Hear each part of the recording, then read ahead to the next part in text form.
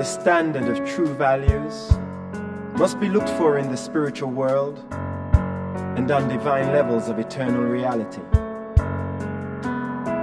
To an ascending mortal, all lower and material standards must be recognized as transient, partial, and inferior. The scientist, as such, is limited to the discovery of the relatedness of material facts. Technically, he has no right to assert that he is either materialist or idealist, for in so doing he is assumed to forsake the attitude of a true scientist, since any and all such assertions of attitude are the very essence of philosophy. Unless the moral insight and the spiritual attainment of mankind are proportionately augmented, the unlimited advancement of a purely materialistic culture may eventually become a menace to civilization. A purely materialistic science harbors within itself the potential seed of the destruction of all scientific striving, for this very attitude presages the ultimate collapse of a civilization which has abandoned its sense of moral values and has repudiated its spiritual goal of attainment. The materialistic scientist and the extreme idealist are destined always to be at loggerheads. This is not true of those scientists and idealists who are in possession of a common standard of high moral values and spiritual test levels. In every age, scientists and religionists must recognize that they are on trial before the bar of human need. They must eschew all warfare between themselves while they strive valiantly to justify their continued survival by enhanced devotion to the service of human progress.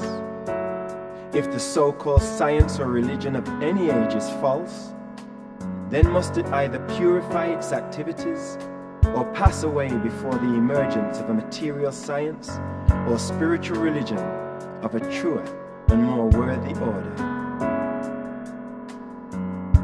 Scientists may someday measure the energy or force manifestations of gravitation, light, and electricity, but these same scientists can never scientifically tell you what these universe phenomena are.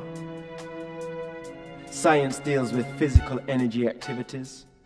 Religion deals with eternal values.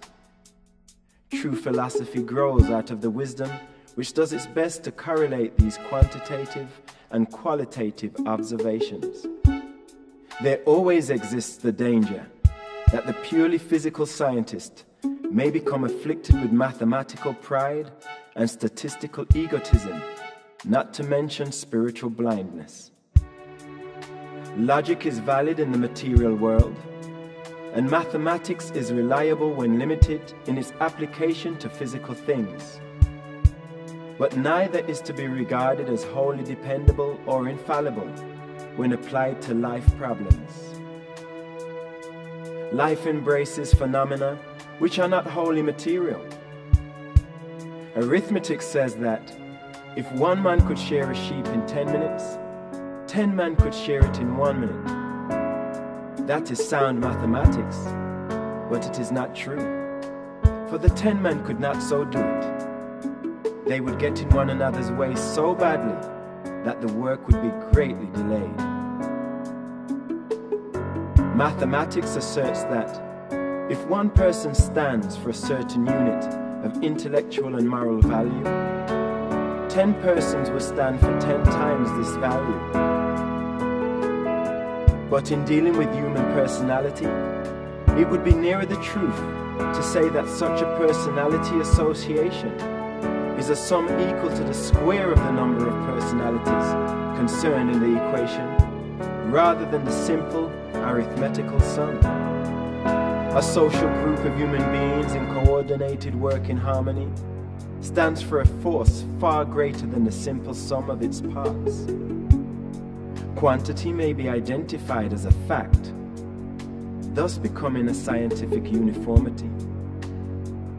Quality, being a matter of mind interpretation, represents an estimate of values and must, therefore, remain an experience of the individual.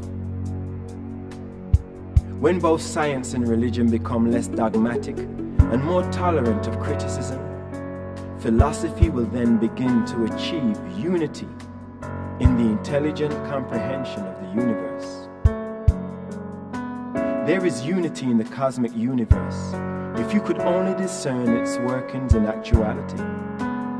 The real universe is friendly to every child of the eternal God.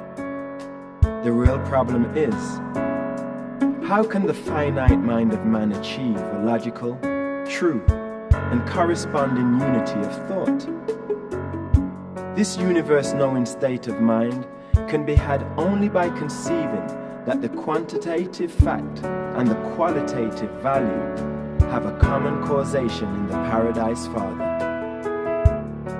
Such a conception of reality yields a broader insight into the purposeful unity of universe phenomena. It even reveals a spiritual goal of progressive personality achievement. And this is a concept of unity, which can sense the unchanging background of a living universe, of continually changing in personal relations and evolving personal relationships.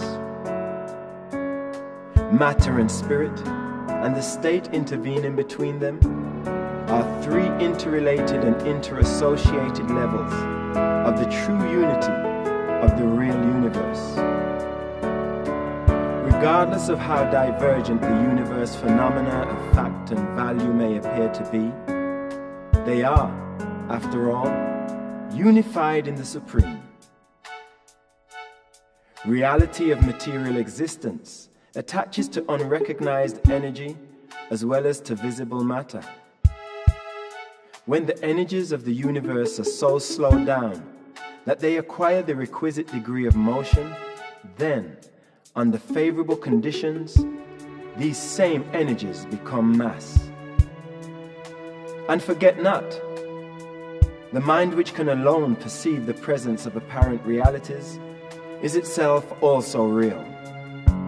And the fundamental cause of this universe of energy, mass, mind, and spirit is eternal.